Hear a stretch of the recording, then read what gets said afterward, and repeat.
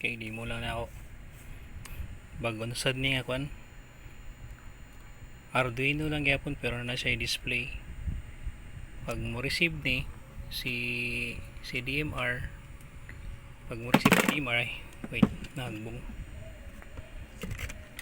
isod ni isa kakamot ba. Okay, pag mag-receive si DMR, mag-transmit si POC. Wala lang ko POC. Karon nag-receive si DMR. Pag mag-receive siya, kulay green, mag-transmit po si POC. Muna siya nakanindot. Makita na nimo siya sa display.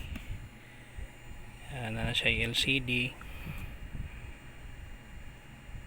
Wala lang ko POC pa. Kuan lang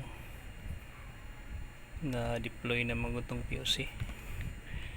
May connector sa POC. So karon ang naga-receive ang DMR lang. So gateway man ni siya. Pag mag-receive ang DMR, transmit siya sa POC. Vice versa.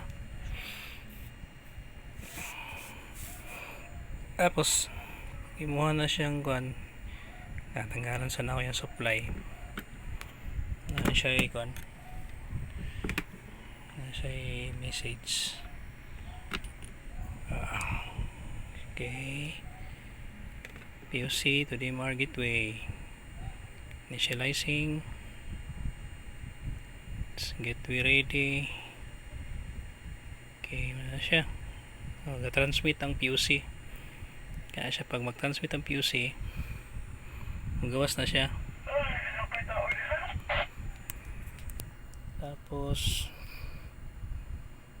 kana lang kaya wala man ko POC. Karon ga-receive ang kwan, ga-receive atong DMR. So wala tayong makuan nga sample. Wala man ko POC.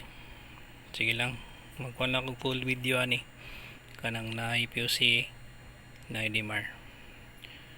Alright, ganito lang. Thank you.